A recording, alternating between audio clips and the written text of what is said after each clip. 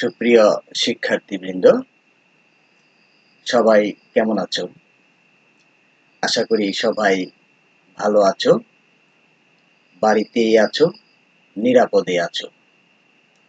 আমরাও আল্লাহর রহমতে এখন পর্যন্ত ভালো আছি। আশা করি তোমরা বাসাতে পড়াশোনা চালিয়ে যাচ্ছ।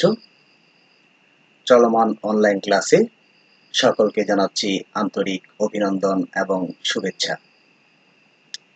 গত ক্লাসটিতে আমি উচ্চ মাধ্যমিক শ্রেণীর, স্নাতক শ্রেণী এবং অনার্স প্রথম বর্ষে একটি কোর্স ব্যষ্টিক অর্থনীতি ক্লাসটি করেছিলাম। তোমরা সকলেই ক্লাসটিতে অংশগ্রহণ করেছিলে। আজকেও অনার্স প্রথম বর্ষ হিসাব বিজ্ঞান বিভাগ, ব্যবস্থাপনা বিভাগ এর একটি কোর্স ব্যষ্টিক অর্থনীতি। কোর্সটি স্নাতক প্রথম বর্ষের প্রথম পত্রের একটি কোর্স ব্যষ্টিক অর্থনীতি। আবার আজকে যে বিষয়টি নিয়ে আমি আলোচনা করব সেটি উচ্চ মাধ্যমিক একাদশ দ্বাদশ শ্রেণীর চতুর্থ অধ্যায়ে একটি বিষয়বস্তু নিয়ে আলোচনা করব। সেই হিসাবে সকলেই তোমরা আজকের ক্লাসটিতে অংশগ্রহণ করবে। আমি মনে করি আজকের ক্লাসটি সকলের জন্য একটি গুরুত্বপূর্ণ ক্লাস। আমরা এখন ক্লাসে চলে যাব। সকলেই তোমরা ক্লাসে অংশগ্রহণ করবে, ক্লাসগুলো ভালো করে ফলো করবে। আমি আশা করি ক্লাস থেকে তোমরা উপকৃত হবে। পরবর্তীতে আমরা অনলাইন ক্লাসের ভিত্তিতে তোমাদেরকে মূল্যায়ন করব। সেই পর্যন্ত তোমরা অনলাইন ক্লাসগুলো চালিয়ে যাও। আমরাও তোমাদের সাথে অনলাইন ক্লাসে যুক্ত থাকব। প্রয়োজনে আমাদের সাথে ফোনে যোগাযোগ করবে। আমরা তোমাদের সাথে তোমাদেরকে সর্বক্ষণ সহযোগিতা করব, সে আশ্বাস আমরা দিচ্ছি। এখন আমরা ক্লাসে চলে যাব। আজকে যে মাল্টিমিডিয়া ক্লাসে সকলকে আমি আবারও স্বাগতম জানাচ্ছি। স্বাগতম জানিয়ে ক্লাস শুরু করছি। এখন প্রথমে আমরা পরিচয় পর্বটা দেখে নেব। পরিচয় পর্ব। আমি ফারুক আহমদ, প্রভাষক, অর্থনীতি বিভাগ, বাজিতপুর সরকারি কলেজ। ফোন নাম্বার দেওয়া আছে, আমার ইমেল নাম্বার দেওয়া আছে, ফেসবুক পেজ দেওয়া আছে। ফেসবুক পেজে আমার ক্লাস দেওয়া আছে, বাজিতপুর সরকারি কলেজের পেজে এবং ওয়েবসাইটে ক্লাসগুলো দেওয়া হচ্ছে। তোমরা সকলেই যে কোনো সময় ক্লাসগুলো পরবর্তীতে দেখে নিতে পারবে এবং দেখবে। এখন আমরা ক্লাসটি শুরুর আগেই আমরা একটু কিছু ছবি দেখব। আমরা কিছু ছবি দেখে নেই। তার আগে আমি তো পরিচয় দিয়েছি, পাঠ পরিচিতির পরিচয়টা তোমরা দেখে নাও, স্ক্রিনে দেওয়া আছে। তোমরা দেখে রাখো। একাদশ দ্বাদশ শ্রেণী এবং স্নাতক শ্রেণী, অনার্স প্রথম বর্ষ হিসাব বিজ্ঞান ও ব্যবস্থাপনা বিভাগ, একাদশ শ্রেণীর অর্থনীতি প্রথম পত্র এবং অধ্যায় 4, আর অনার্স প্রথম বর্ষের যে কোর্স ব্যষ্টিক অর্থনীতি, তোমরা সকলেই তোমাদের জন্য থাকবে অধ্যায় মূল্য ও উৎপাদন। আজকের পাঠ পরিচিতি আমরা পড়বে বলেছি, এখনো তোমরা স্ক্রিনে দেখতে পাচ্ছ। এখন আমরা পাঠ পরিচিতি দেখে নিয়েছি। এখন আমরা যে পাঠ নিয়ে আজকে আলোচনা করব তার শিখন ফলগুলো আমরা একটু দেখে নেব।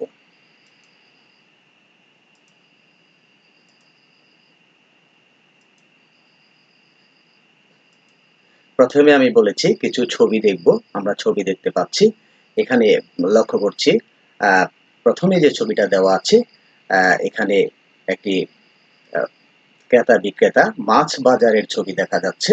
আমরা দেখতে পাচ্ছি এখানে ক্রেতা আছে এবং বিক্রেতাও আছে এবং এটি হচ্ছে একটি মাছের বাজার। আরেকটি ছবি আমরা লক্ষ্য করছি স্ক্রিনে, সেটি হচ্ছে একটি গরুর হাট, অর্থাৎ গরুর বাজার। সেখানে অনেক ক্রেতা আছে, অনেক বিক্রেতা আছে। অর্থাৎ যেখানে অনেক ক্রেতা থাকবে এবং অনেক বিক্রেতা থাকবে, সেখানে সেই বাজারটাকে কি বাজার বলা হয় সেটি আমরা আলোচনা করব। আমরা চাচ্ছি যে তোমরা বুঝতে পারছো কিনা। আশা করি তোমরা বুঝতে পেরেছো। আজকের যে পাঠের বিষয়বস্তু সেটি হচ্ছে পূর্ণ প্রতিযোগিতামূলক বাজার। আমরা দেখে নিই। এই যে মাছের বাজার, প্রথমে আমি বলেছি মাছের বাজার উপরের ছবিতে, দ্বিতীয়টি হচ্ছে গরুর বাজার, তোমরা স্ক্রিনে দেখতে পাচ্ছ। অর্থাৎ আজকের যে পাঠ তার বিষয়বস্তু হচ্ছে পূর্ণ প্রতিযোগিতামূলক বাজার। আমরা পূর্ণ প্রতিযোগিতামূলক বাজার নিয়ে আজকে তোমাদের সাথে আলোচনা করব। এখন আমরা তার শিক্ষণফল গুলো, যে কটি শিক্ষণফল আমরা নিয়েছি, উচ্চ মাধ্যমিক শ্রেণী যারা তোমরা আছো তোমরা শিক্ষণফল হিসাবে ধরে নেবে, আর যারা স্নাতক শ্রেণীতে এবং অনার্স প্রথম বর্ষে তোমরা আছো তোমরা এটিকে একটি অধ্যায়ের একটি পাঠ হিসাবে ধরে নেবে। আজকের পাঠে তোমরা যা জানতে পারবে বা শিখতে পারবে, আমি তিনটি শিক্ষণফল তোমাদের জন্য রেখেছি। তোমরা তিনটি বিষয়ে তোমরা ধারণা লাভ করতে পারবে এবং জানতে পারবে। একটি হচ্ছে পূর্ণ প্রতিযোগিতামূলক বাজার এর সংজ্ঞা বলতে পারবে, পূর্ণ প্রতিযোগিতামূলক বাজারের বৈশিষ্ট্য বর্ণনা করতে পারবে, এবং পূর্ণ প্রতিযোগিতামূলক বাজারে ফার্মের স্বল্পকালীন ভারসাম্য কিভাবে ব্যাখ্যা করা যায় সেটিও তোমরা ব্যাখ্যা করতে পারবে। এখন আমরা ধারাবাহিকভাবে এই শিক্ষণফলগুলো আলোচনা করব। প্রথমেই আমরা জেনে নেব পূর্ণ প্রতিযোগিতামূলক বাজার বলতে আমরা কি বুঝি। পূর্ণ প্রতিযোগিতামূলক বাজার বলতে আমরা বুঝি যে বাজারে অসংখ্য ক্রেতা থাকবে এবং অসংখ্য বিক্রেতা থাকবে, এবং বাজারে পণ্যের দাম নির্ধারিত হবে ক্রেতা বিক্রেতার দর কষাকষির মাধ্যমে। অর্থাৎ ক্রেতা এবং বিক্রেতা উভয় পক্ষ দ্রব্যের দাম নিয়ে দর কষাকষি করবে। এই দর কষাকষির মাধ্যমে বাজারে একটি দাম নির্ধারিত হবে। আমরা বলতে পারি যে বাজারে অসংখ্য ক্রেতা থাকবে এবং অসংখ্য বিক্রেতা থাকবে, বাজারে পণ্যের দাম নির্ধারিত হবে ক্রেতা বিক্রেতার দর কষাকষির মাধ্যমে। এই ধরনের বাজারটাকে বলা হয়ে থাকে পূর্ণ প্রতিযোগিতামূলক বাজার। আমরা দেখে নেব।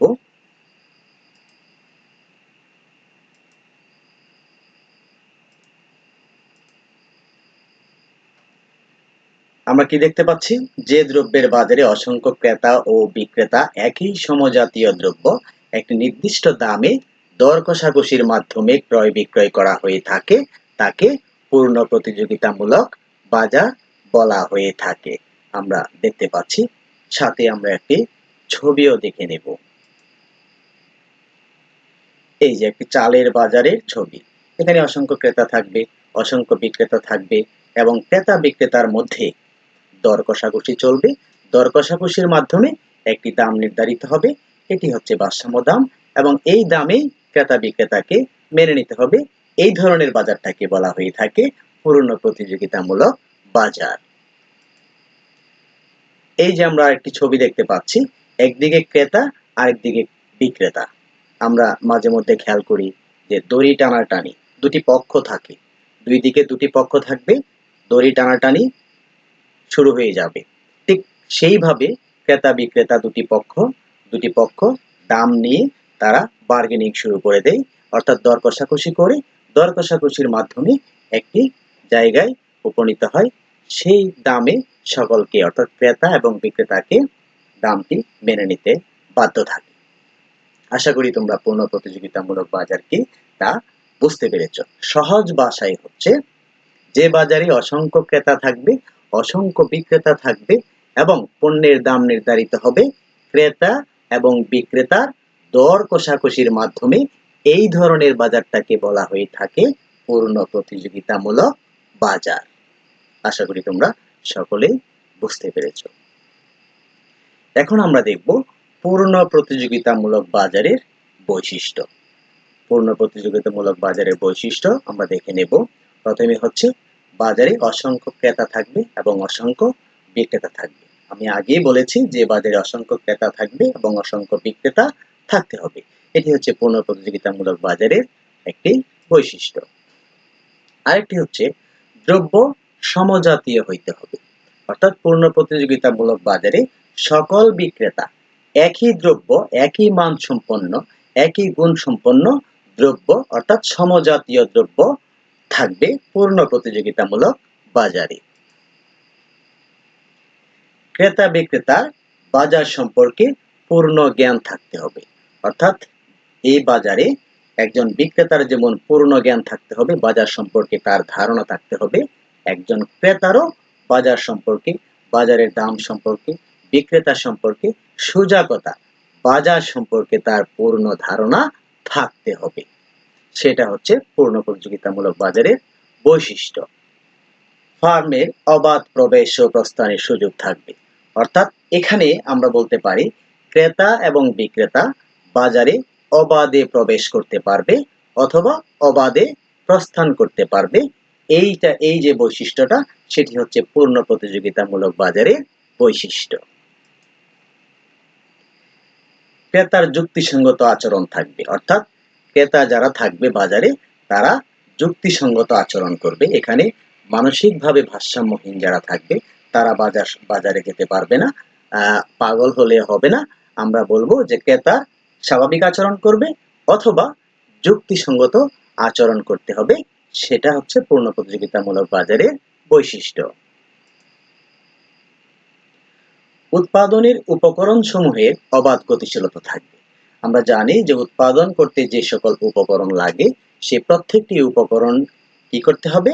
উপকরণ সমূহের বাজারে অবাধ গতিশীলতা থাকবে পূর্ণ প্রতিযোগিতামূলক বাজারে। এটিও আরেকটি পূর্ণ প্রতিযোগিতামূলক বাজারের বৈশিষ্ট্য। দর কষাকষির মাধ্যমে দাম নির্ধারিত হবে, সেটিও পূর্ণ প্রতিযোগিতামূলক বাজারের বৈশিষ্ট্য। আমি আগেই বলেছি যে বাজারে ক্রেতা বিক্রেতা দর কষাকষি করবে এবং বাজারে দাম নির্ধারিত হবে। অর্থাৎ বাজারে দর কষাকষির মাধ্যমে দাম নির্ধারিত হবে।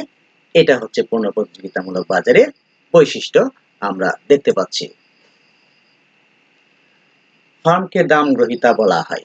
অর্থাৎ ফার্ম থাকবে বাজারে দাম গ্রহীতা। এটা হচ্ছে পূর্ণ প্রতিযোগিতামূলক বাজারের আরেকটি বৈশিষ্ট্য। আমরা নিশ্চয়ই পূর্ণ প্রতিযোগিতামূলক বাজারের বৈশিষ্ট্যগুলো এতক্ষণে জেনে ফেলেছি। তোমরা প্রত্যেকটি খাতা কলম সাথে নিয়ে আশা করি তোমরা লিখে ফেলেছ। যদি না লিখে থাকো তাহলে পয়েন্টগুলো একটু লিখে রাখবে। লিখে রাখলে তোমরা পরবর্তীতে নিজেরাই সেগুলো ব্যাখ্যা করতে পারবে, আমি আশা করি।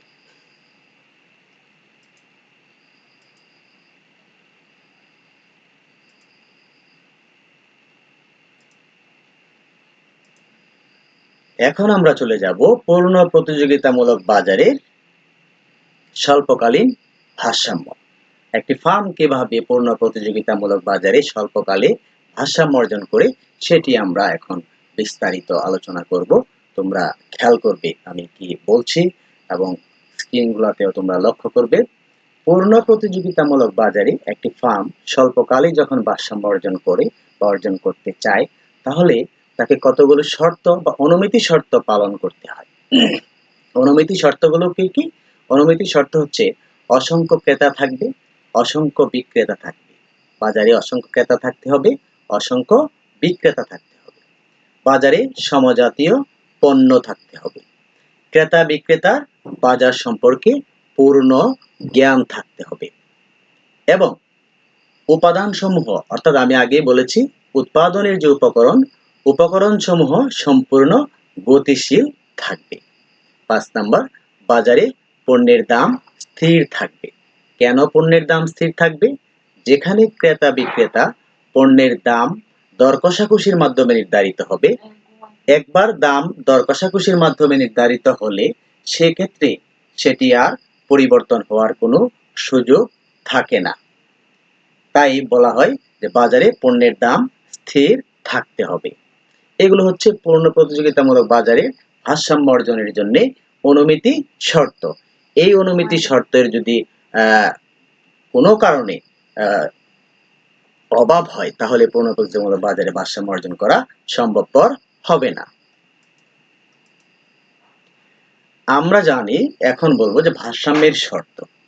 স্বল্পকালে পূর্ণ প্রতিযোগিতামূলক ফার্ম বাজারে ভারসাম্য অর্জন করতে হলে তাকে দুটি শর্ত পূরণ করতে হয়। একটি হচ্ছে প্রয়োজনীয় শর্ত, আরেকটি হচ্ছে পর্যাপ্ত শর্ত। প্রয়োজনীয় শর্ত কি? প্রয়োজনীয় শর্ত হচ্ছে MR = MC হইতে হবে। অর্থাৎ ফার্মের প্রান্তিক আয় ইকুয়াল টু প্রান্তিক ব্যয় হবে, সেটাকে আমরা বলবো প্রয়োজনীয় শর্ত। পর্যাপ্ত শর্ত হচ্ছে এমসি রেখার ঢাল বড় হবে এমআর রেখার ঢালের চেয়ে, অর্থাৎ MC prime greater than MR prime. আমরা দেখে নেই পর্যাপ্ত শর্ত।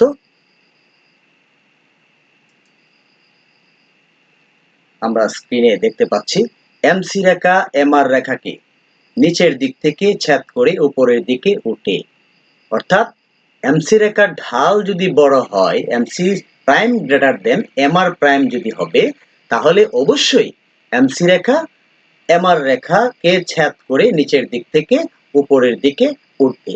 এটি হচ্ছে পর্যাপ্ত শর্ত, অর্থাৎ ভারসাম্যের দুটো শর্ত, প্রয়োজনীয় শর্ত এবং পর্যাপ্ত শর্ত। এখন আমরা বলবো ভারসাম্য দুটো শর্ত পূরণ হলেই সে ভারসাম্য অর্জন করবে কি করবে না সেটা আমরা নিশ্চিত করে বলতে পারি না। এর জন্য প্রয়োজন পড়বে অতিরিক্ত আরেকটি শর্তের প্রয়োজন পড়বে। অতিরিক্ত শর্ত তিনটি অতিরিক্ত শর্ত লাগবে। একটি হচ্ছে আমরা দেখে নেব অতিরিক্ত শর্ত হিসাবে P ইকুয়াল টু এসি হলে, যখন P ইকুয়াল টু এসি হবে অর্থাৎ দাম এবং পণ্যের গড় ব্যয় যখন সমান হবে তখন স্বাভাবিক মুনাফা অর্জিত হবে। P গ্রেটার দেন এসি হলে ফার্ম অস্বাভাবিক মুনাফা অর্জন করবে এবং এসি গ্রেটার দেন P হলে ফার্ম ক্ষতি স্বীকার করেও উৎপাদন কার্যক্রম চালিয়ে যাবে। এই যে তিনটি অতিরিক্ত শর্ত, এই অতিরিক্ত শর্তের উপর নির্ভর করে ফার্ম কি স্বাভাবিক ভারসাম্য অর্জন করবে নাকি অস্বাভাবিক ভারসাম্য অর্জন করবে নাকি ক্ষতি অবস্থায় সে উৎপাদন কার্যক্রম চালিয়ে যাবে। আমরা এই প্রয়োজনীয় শর্ত, পর্যাপ্ত শর্ত এবং অতিরিক্ত শর্তের প্রেক্ষিতে আমরা এখন স্বাভাবিক ভারসাম্য ব্যাখ্যা করব, অস্বাভাবিক মুনাফা অর্জন কিভাবে করব সেটাও ব্যাখ্যা করব এবং ক্ষতি স্বীকার করেও একটি ফার্ম কিভাবে তার উৎপাদন কার্যক্রম চালিয়ে যায় সেটিও আমরা এখন ব্যাখ্যা করব চিত্রের মাধ্যমে।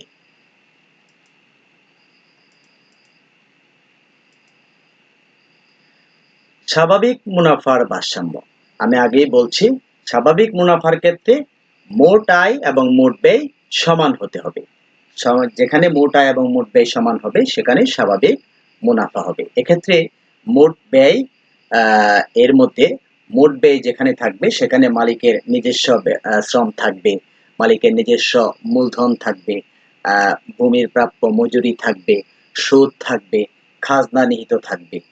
তাই দীর্ঘমেয়াদেও একটি ফার্ম তার উৎপাদন কার্যক্রম চালিয়ে যাবে। এটি হচ্ছে স্বাভাবিক ভারসাম্য। আমরা বিষয়টি চিত্রের মাধ্যমে দেখব।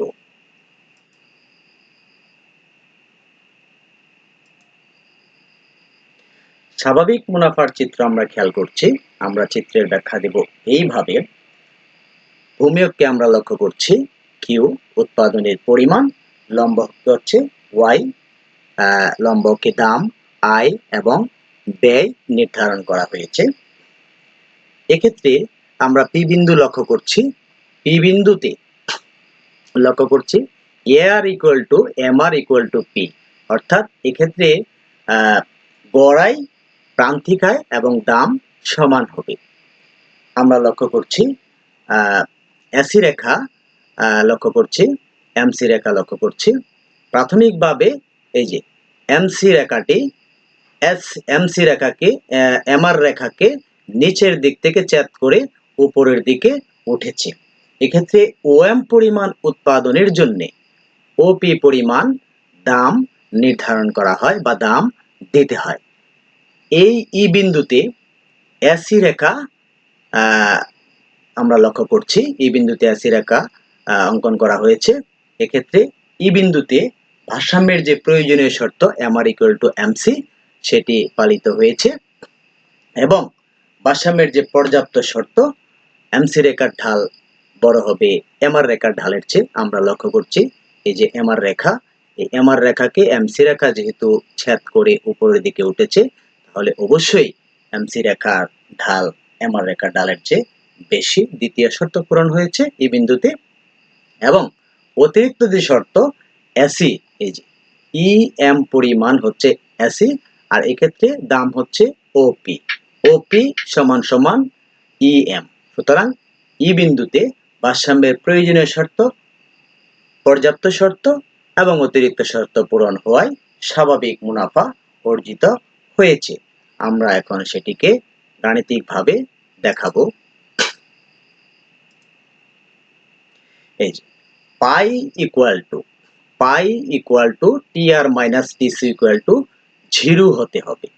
অর্থাৎ মোট আয় থেকে মোট ব্যয় বাদ দিলে সমান সমান যদি 0 হয় তাহলে স্বাভাবিক মুনাফা হবে। এক্ষেত্রে আমরা চিত্রে দেখিয়েছি ওপিইএম। আমরা চিত্রে আবার ফিরে যাই। এই যে ওপিইএম এটি হচ্ছে মোট আয়, আবার মোট ব্যয় হচ্ছে ওপিইএম। এক্ষেত্রে মোট আয় থেকে মোট ব্যয় বাদ দিলে থাকে কি? 0 থাকে, অর্থাৎ শূন্যের সমান থাকে। আমরা দেখিয়েছি, সুতরাং স্বাভাবিক ভারসাম্য অর্জিত হয়েছে। এখন আমরা যাব অস্বাভাবিক মুনাফা। একটি ফার্ম কখন অস্বাভাবিক মুনাফা অর্জন করে? যখন তার মোট আয় মোট ব্যয়ের চেয়ে বেশি হয়, তখনই সে অস্বাভাবিক মুনাফা অর্জন করে থাকে। কারণ মোট খরচের মধ্যেই স্বাভাবিক মুনাফা থাকে। মালিকের নিজস্ব শ্রম থাকবে, মূলধন থাকবে, ভূমির প্রাপ্য মজুরি থাকবে, সুদ থাকবে, এক্ষেত্রে খাজনা থাকবে, সবকিছুই মোট খরচের মধ্যে অন্তর্ভুক্ত থাকে। অস্বাভাবিক মুনাফা আমরা এখন দেখাবো চিত্রের মাধ্যমে। চিত্রে দেখানো মুনাফা আমরা চিত্রটা অঙ্কন করে নেই। লম্ব অক্ষ, ভূমি অক্ষ, এসি রেখা, এমসি রেখা। আমরা পুরো চিত্রটা অঙ্কন করি।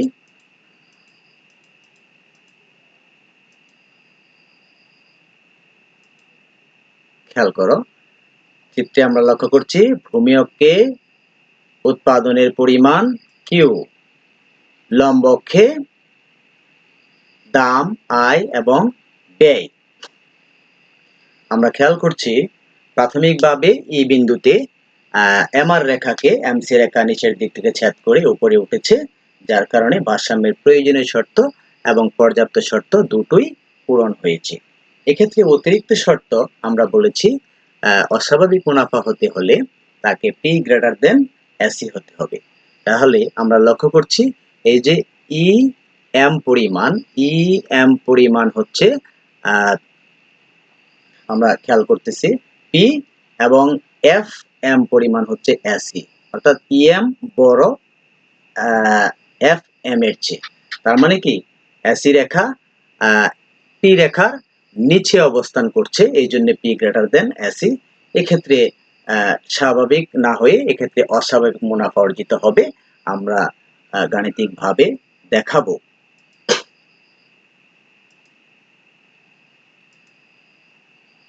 এই যে pi equal to TR minus TC greater than 0, অর্থাৎ মোট আয় থেকে মোট ব্যয় বাদ দিলে শূন্যের চেয়ে মানটা বড় আসবে।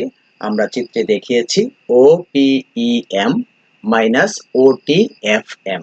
আমরা আবার চিত্রে ফিরে যাই। এই যে ওপিইএম হচ্ছে মোট আয় আর মোট ব্যয় হচ্ছে ওটিএফএম। এই যে আমরা দেখতে পাচ্ছি লাল অংশটা, সেটি হচ্ছে মোট খরচ এবং মোট আয় হচ্ছে ওপিইএম পুরাটা। এই পুরাটা থেকে যদি আমরা লাল অংশটা বাদ দেই তাহলে উপরের যে অংশটা থাকে টিপিইএফ, সেটি হচ্ছে অস্বাভাবিক মুনাফা। আমরা এখন দেখব এই যে টিপিইএফ গ্রেটার দেন 0, এক্ষেত্রে অস্বাভাবিক মুনাফা অর্জিত হয়েছে। এখন আমরা দেখাবো ক্ষতি স্বীকার করে ফার্মের ভারসাম্য। একটি ফার্ম কি কারণে ক্ষতি স্বীকার করে সে উৎপাদন কার্যক্রম চালিয়ে যায়। আমি বলবো তোমরা ভালো করে বুঝে নিও কথাটা। একটি ফার্ম যখন ক্ষতি স্বীকার হয় তখন সে উৎপাদন কার্যক্রম থেকে চলে যাওয়ার কথা। কেন সে চলে যায় না? যদি সে উৎপাদন কার্যক্রম থেকে চলে যায় তাহলে তার লস বা ক্ষতির পরিমাণ বেশি হবে। উৎপাদন কার্যক্রম চালিয়ে রাখলে তার ক্ষতি কম হবে। অর্থাৎ ক্ষতির পরিমাণ কমানোর জন্য সে ক্ষতি স্বীকার করেও ফার্ম উৎপাদন কার্যক্রম চালিয়ে যায়। আমরা দেখব স্ক্রিনে এই যে ভারসাম্য, এক্ষেত্রে মোট আয়ের চেয়ে মোট খরচ বেশি হবে। মোট খরচ যদি মোট আয়ের চেয়ে বেশি হয় তাহলে অবশ্যই ক্ষতি হবে। অনেক সময় ফার্ম উৎপাদন করে, কারণ স্বল্পকালিক খরচ দুই ধরনের হয়ে থাকে, একটা হচ্ছে স্থির খরচ আর একটা হচ্ছে পরিবর্তনশীল খরচ। তাই মোট আয় এই স্থির খরচের চেয়ে বেশি থাকলেই ফার্ম উৎপাদন কাজ চালিয়ে যাবে, এই জন্য ক্ষতি স্বীকার করে ফার্ম উৎপাদন করে থাকে। আশা করি তোমরা বুঝতে পেরেছ। এখন আমরা বিষয়টি চিত্রের মাধ্যমে তোমাদেরকে বুঝিয়ে দেব। চিত্রটি অঙ্কন করে নেই।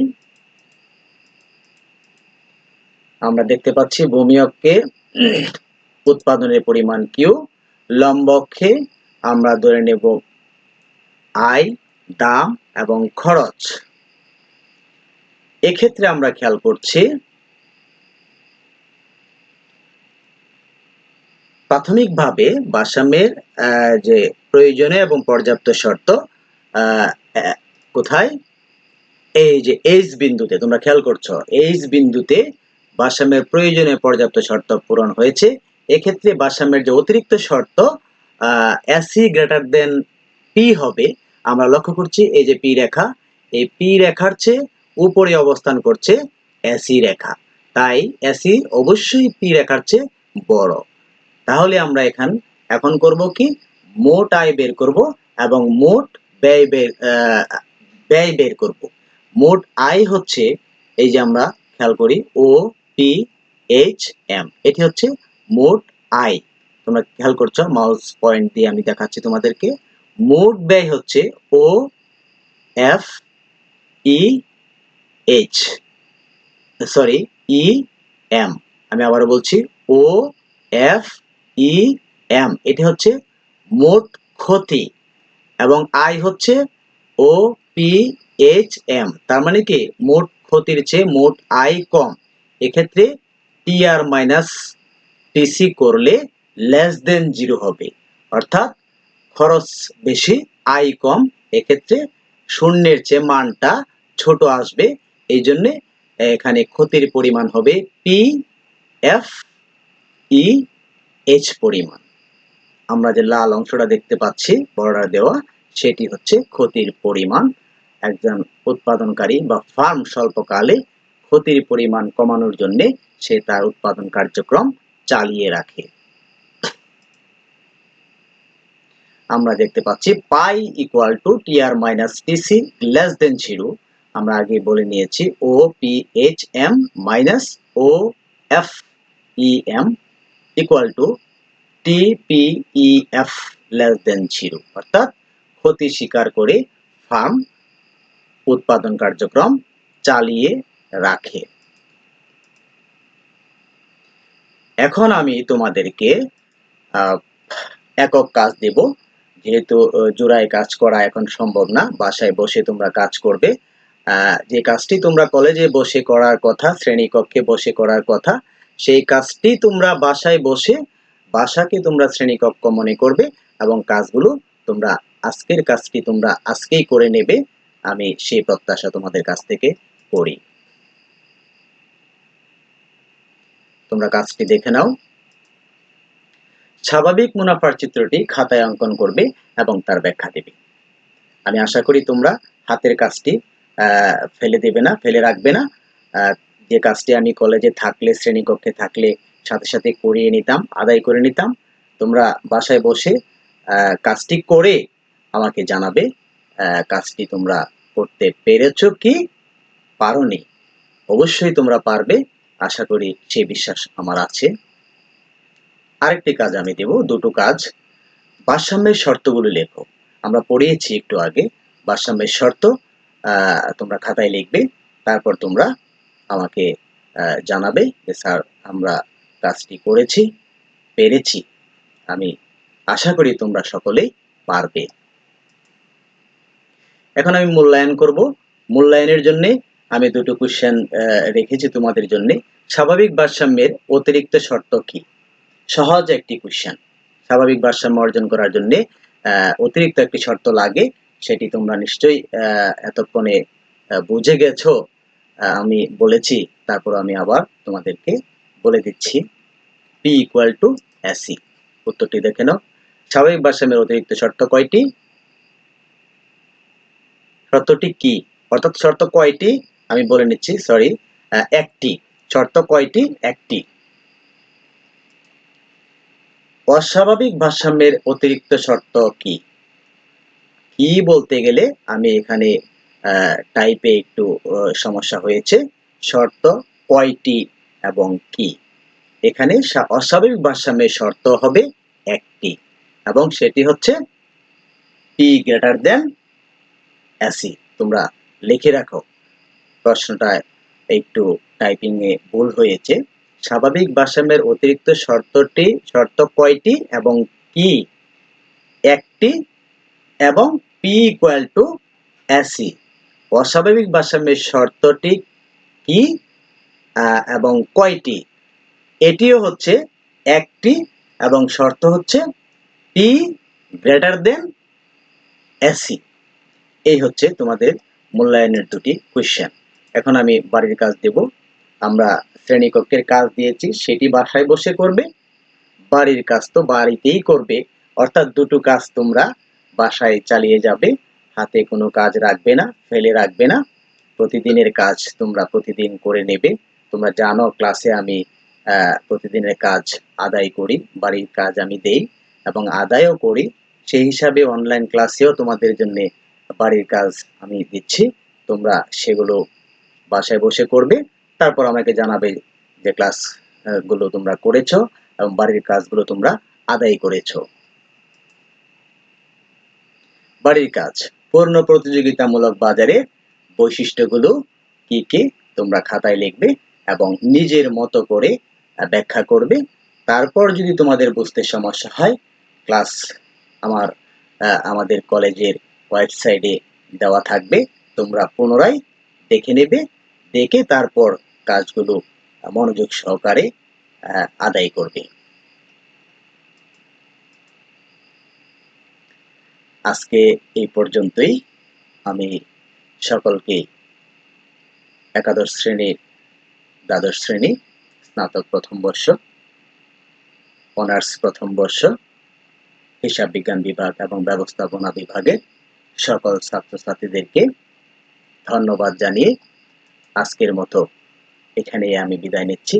সকলেই ভালো থেকো, সুস্থ থেকো, নিরাপদে থেকো। আল্লাহ হাফেজ।